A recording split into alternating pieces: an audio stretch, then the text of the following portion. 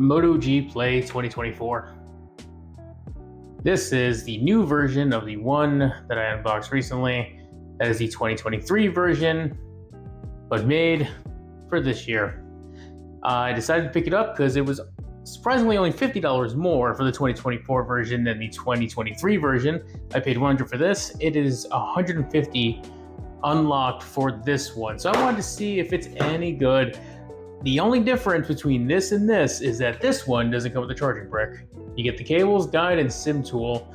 They seem to have omitted it for the extra $50. So let's open it up and check it out. All right, so the first thing you see is the phone again, just like last time. And inside the box is books and a SIM tool and some cable, and that's it. They're really anemic this time. A lot of these companies seem to really be doing that. So yeah, we'll toss that to the side.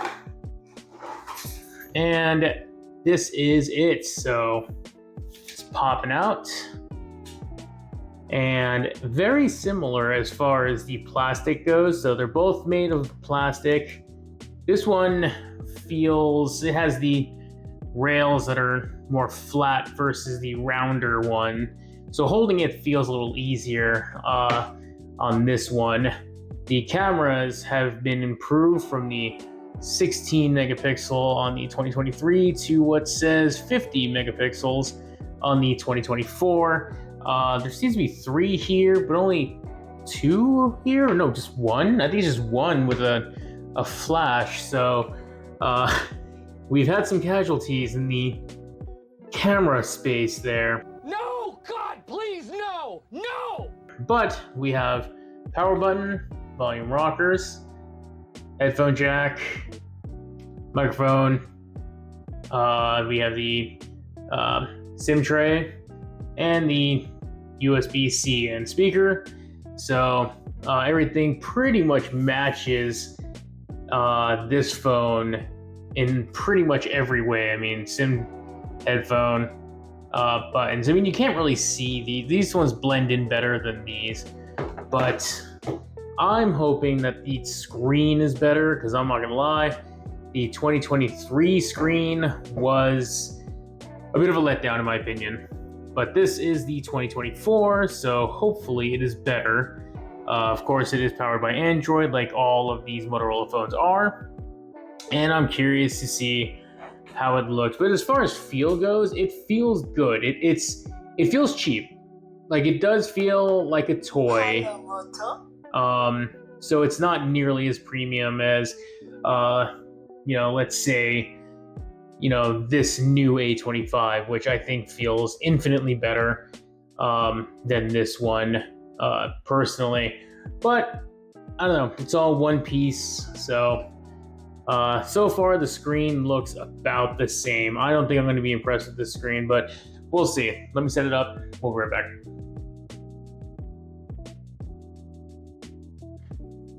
All right, so we are back and it is fully set up now. On this one, we have the fingerprint sensor in the side button, no longer in the back because there's no place for it. Whereas in the 2023 model, it is in the back. So this one didn't have the fingerprint sensor here. You had to kind of back there, and that would unlock it. So there is that difference between the two models. And yeah, so I will say, just kind of feeling it for a little while, it does feel good. I think that honestly, it feels pretty sturdy. Like, it doesn't feel like a cheap plastic. There's no flex in the back. So I do think that day to day, this thing will hold up just fine. I don't feel like I need to put it in a case. I don't feel like I have to baby this phone.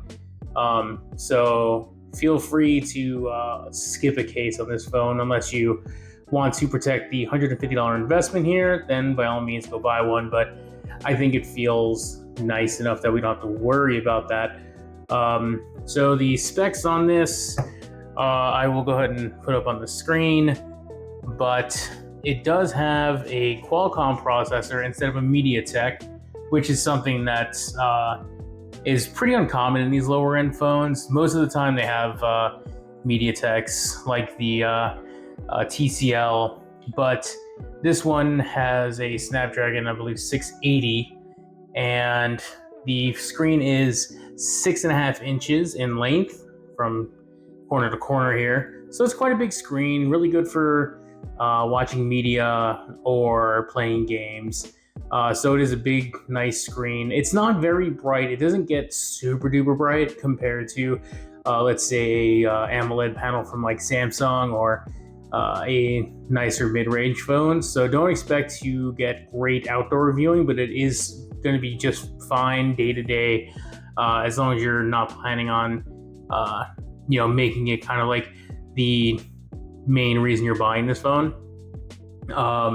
It does have 64 gigabytes of internal storage, which I said earlier, which is actually double the 32 of this. So you are getting a lot more for that $50 as far as the internal storage goes. And it does have dual firing speakers, one on the bottom and one kind of built up into the earpiece here. They are quite powerful, but if you do, block out the bottom one, you'll find out really quickly that it will definitely lose that volume. So be a little mindful of that. The megapixels on the back is 50, so let's go and try and test that out and take a picture of the controller holder and see if we can get a fairly good shot there. And honestly, yeah, I mean, in good lighting conditions, this phone takes good photos. The ear test, not too bad. I mean, you can kind of see some of the rings, so not the worst camera. I mean, the 50 megapixels does give it a lot of detail that you can see kind of like here in the wood grain. You can see those little divots nicely, so not bad. We'll take one more with our boy Kamina, and yeah, it looks good. If you were to take a look, you can see the detail in his face is there, eyes, the tattoo. So I would say just from those pictures, I'll take some more. Those two pictures look really good, but I'll add some more pictures.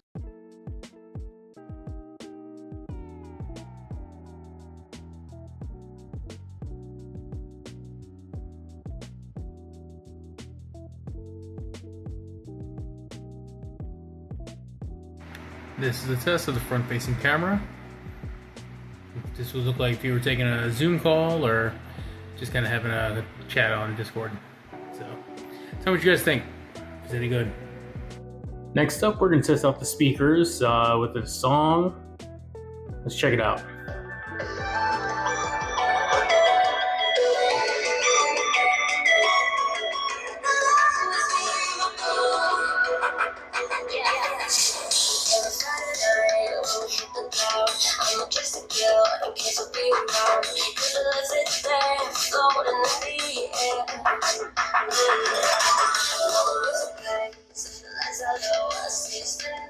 Yeah, see, it's still playing a little bit up here, but most of the volume is down here. But it is dual firing, so that's pretty cool. So you don't have to worry about covering up and missing out. You can hear somewhat here. So yeah, that's nice. I like the speakers on this. They're not bad. Dual firing is a step up from the single firing only on the 23 here from our 2023. So. Alright, I just want to quickly test a video to see how it looks here by going up to 1080p and playing it. Hey everyone, welcome back to Mo Tech Talk. I have here with Straight Talk Wireless. Yeah, once you put it up to 1080p, it's clear. Or V, one of the two. I picked this up when I was at Walmart because I saw the price and I just... Yeah, it's just plenty loud. Video looks good. You can zoom in a little bit there, in case you want to see more Goku or something. It was incredibly cheap, but it looks good. Zoom to fill. It works. And check it out. Looks good to me. Next up, let's try some gaming. As always, start with something light to see how it plays.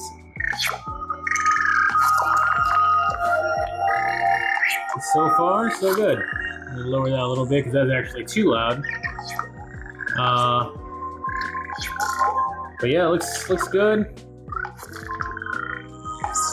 Runs fast. It's nice. It's quick. It's fast. The colors look, good enough. I mean, I obviously not OLED pop, but this game would have no problem running on here. So for light games, thumbs up. All right, let's try some Asphalt 8 next. Since it's a little bit more graphically intensive, I'm kind of curious to see how it plays. I like the feel of this phone for gaming. Like it has a good weight balance, so like it feels evenly like heavy and light and same ends of the phone, so you feel like it's a nice balance. Where some phones are a little heavier on one side than the other. Looking at you, OnePlus, the giant camera on that thing just absolutely made one side of it heavier, and it's impossible to hold like this compared to this, just because of how big that camera bump is. But this, because the camera's so small and built in nicely, it definitely holds in nicely. And gaming on this feels good. It feels really good, actually. So I'm enjoying this game on here. I think this would be a great gaming phone for some lower end games. But as you can tell, it's playing this just fine. So, medium levels here. Thumbs up. Okay, last but not least, we're going to try Genshin Impact.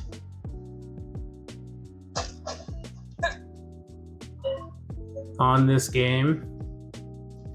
It's a little bit more intensive, and as you're playing, you can tell with the lower graphics that it's not necessarily as clean looking as some of the higher end phones, but the game does run just fine. I mean, I'm having no issues looking around. You can see how vast this world is. I'm not getting any stammering or anything. So, I don't know how it'll do in the entire game, but I think that this is a go as far as gaming. I think that this one works perfectly fine. So, yep. Thumbs up for Genshin also. This phone is great for some gaming, to be honest. I will say, I did try and do Fortnite, and it didn't work. There was an issue, and it wouldn't let me. So this is probably as powerful as it's gonna get. You'll probably be able to do Call of Duty Mobile on this also. But yeah, I think it's a good game. I think it's a good phone for gaming. So I did a speed test on this phone and two others side by side to see what the numbers are. This one only has 4G LTE. There is no 5G on this phone, much like the one before it. So you're not going to get the fastest speeds. I'll put up a picture of the results, and you can see that the three of them are vastly different in number. This is the Moto G Play 2024 is way slower with this, the same network in the same area. So I don't really know if that's a chipset thing or if it's just that the 4G LTE in my area is a little weaker than the 5G. But either way, just be aware that this doesn't have 5G. So that's something to think about. As my final thoughts, though, this phone does seem to have really good battery life.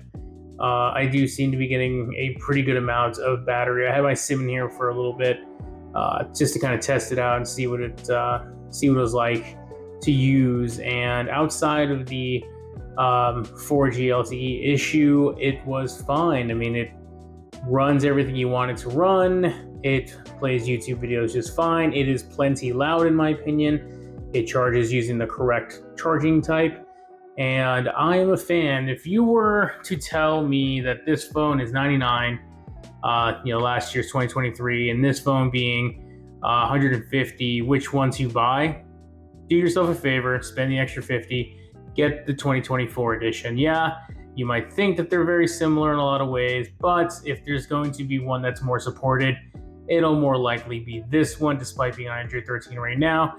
probably will get a 14 update before this one does. And so I just kind of like the way that this one feels better in the hand when I'm gaming. Not that this one's any, that bad. I just like the squared off design because my hands kind of rest more naturally like that. So gaming was just fine. I thought it was really good. Music, really good. Videos, really good. So I definitely would say that this is not a bad phone at all for $150. Just be aware of that one issue with the lack of 5G, and the rest will fall into place. If you have someone with strong 4G, good. If you don't, maybe look elsewhere.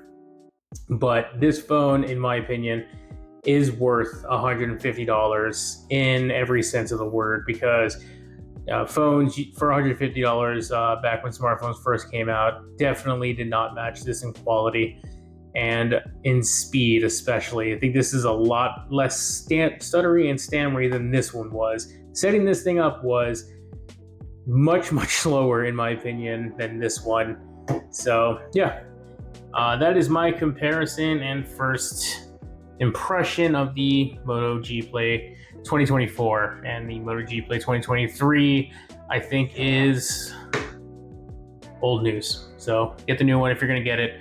But it's just my thought. So thank you for tuning in. Give it a thumb and a subscribe if you're interested in more content like this. I have more budget phones coming your way, and I will talk to you guys in the next one.